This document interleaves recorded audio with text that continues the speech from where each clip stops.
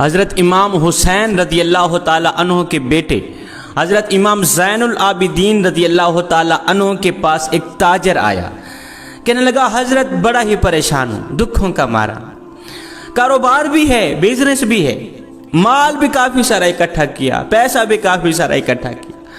لیکن سکون نہیں ہے، قرار نہیں ہے، مال میں برکت نہیں ہے،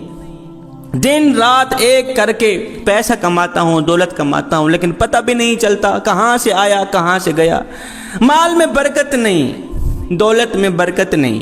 کوئی ایسا وظیفہ بتائیں اللہ تعالیٰ میرے مال میں برکت ڈالے اور یہ جو پریشانیاں ہیں، یہ دکھ ہیں، یہ تکلیفیں ہیں، یہ ٹینشنیں، یہ جاتی رہیں۔ حضرت امام زین العابدین رضی اللہ تعالیٰ عنہ نے فرمایا میاں میں نے اپنے بابا سے سنا، انہوں نے اپنے بزرگوں سے سنا، میرے بابا حضرت سیدنا علی المرتضیٰ شیر خدا کرم اللہ وجہ الکریم فرمایا کرتے تھے کہ حضور علیہ السلام کی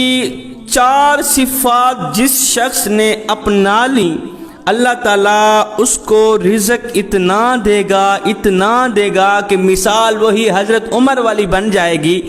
کہ حضرت عمر نے دعا کی تھی مالک رزق بہت زیادہ ہو گیا ہے، مال بہت زیادہ ہو گیا ہے، اب تو مجھے رزق دینا بند کر دے۔ جبریل میرے نبی کی خدمت میں حاضر ہوئے، عرض کیا آقا اللہ فرما رہا ہے اپنے عمر کو کہہ دو تو میری راہ پہ دینا بند کر دے، میں تیری راہ پہ دینا بند کر دوں، جب تک تو میری راہ پہ دیتا رہے گا، غریبوں کی مدد کرتا رہے گا، یتیموں مسکینوں کو کھانا کھلاتا رہے گا، میں تیری راہ پہ دیتا رہوں۔ مثال وہی حضرت عمر والی بن جائے گی اگر تم آقا کریم علیہ السلام کی 4 صفات کو اپنا لو۔ اس شخص نے کہا، تاجر نے کہا حضرت آقا کریم کی وہ 4 مبارک صفات کون کون سی ہیں؟ آپ بتائیں نا، جلدی میں عمل کروں، اللہ تعالیٰ میرے رزق میں برکت ڈالے، مجھے ان پریشانیوں سے نکال دے۔ حضرت سیدنا زین العابدین نے فرمایا پہلی صفت یہ ہے کہ سچ بولنا سیکھو۔ جھوٹ کی بنیاد پر جو کاروبار چلایا جاتا ہے، جھوٹ کی بنیاد پر جو بھی بزنس چلایا جاتا ہے، تمہارا ٹارگٹ پیسہ ہے، تم نے پیسہ کمانا ہے، پیسے کے پیچھے تم نے جھوٹ بولا، اللہ تعالیٰ رزق لکھنے والے جو فرشتے ہوتے ہیں نا ان کو فرماتا ہے فرشتوں اس شخص نے صرف رزق بڑھانے کی خاطر جھوٹ بولا، مال کی خاطر، دولت کی خاطر جھوٹ بولا، اس نے محنت تو کی ہے، جھوٹ بولا ہے، جو بھی کی ہے محنت تو کی، اس کی محنت ضائع نہیں کرنی،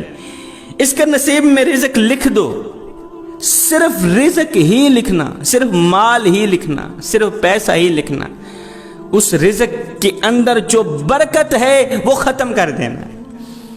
پریشانیوں میں مبتلا کر دینا، رزق کے اندر پریشانیاں ڈال دینا، رزق کے اندر دکھ ڈال دینا، تکلیفیں ڈال دینا۔ رزق تو اس کو ملتا رہے گا جھوٹ کی بنیاد پر، جتنا جتنا جھوٹ بولتا جائے گا کاروبار وسیع ہوتا جائے گا، مال ملتا جائے گا، لیکن مال کے اندر جو برکت ہوگی وہ دن بدن ضائع ہوتی چلی جائے گی۔ اگر تم چاہتے ہو کہ ہمارے مال میں برکت آئے، مال کے ساتھ ساتھ تمہیں سکون بھی ملے، چین بھی ملے، قرار بھی ملے، تو خدا را سچ کی بنیاد پر اپنے کاروبار شروع کرو، اپنے بزنس کا آغاز کرو۔ فرمایا دوسری صفت غریبوں کی مدد کیا کرو،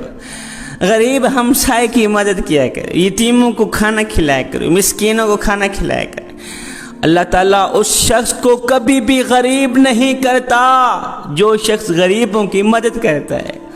صاحب عبادت اس مقام تک نہیں پہنچاتی جہاں غریب کی خدمت پہنچاتی۔ حضرت سیدنا زین العابدین فرمایا کرتے تھے میں غریبوں کی مدد کرتا ہوں اس لیے کہ غریبوں کی مدد کرنے والا شخص زندگی میں کبھی غریب نہیں ہوتا۔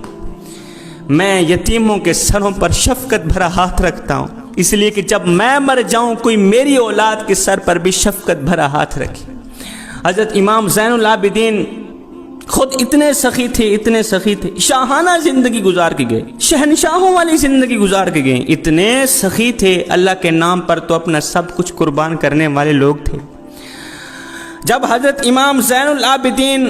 کا انتقال ہوا، وصال ہوا، تو لوگوں نے دیکھا کہ آپ کے کندھے پر نشان تھے، بوریاں اٹھانے کے نشان تھے، جبکہ آپ نے کبھی محنت مزدوری بھی نہیں کی تھی۔ شاہانہ زندگی گزار کے گئے ہیں۔ غسال نے دیکھا آپ کے کندھے پر نشان تھے، دیکھ کر حیران رہ گئے، یہ نشان کہاں سے آ گئے؟ بوریاں اٹھانے کے نشان، محنت مزدوری کرنے کے نشان۔ یہ تو بعد میں پتہ چلا کہ حضرت امام زین العابدین نے 100 غریبوں کے گھر کا خرچ اٹھا رکھا تھا۔ روزانہ رات کو بوریاں اپنے کندھے پہ اٹھاتے، غریبوں کے گھر پھینک آتے، اور حد ہو گئی قبلہ، ایک ہاتھ سے دیتے دوسرے ہاتھ کو پتہ بھی نہ چلتا۔ یہ تو جب آپ فوت ہوئے، جب آپ کا انتقال ہوا تو لوگوں نے کہا، غریبوں نے کہا، ہائے ہم تو لاوارث ہو گئے، اب ہماری دیکھ بھال کرنے والا کون آئے گا؟ ایک تھا وہ تو یہاں سے چلا گیا۔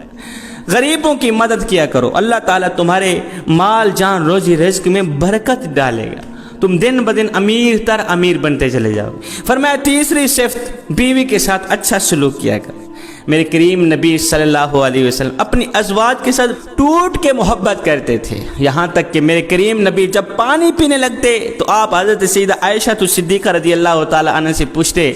عائشہ بتاؤ نا تم نے گلاس کی کس سائڈ پر پانی پیا ہے، میں بھی اسی سائڈ سے پانی پینا چاہتا ہوں۔ سبحان اللہ، محبت تو دیکھیں۔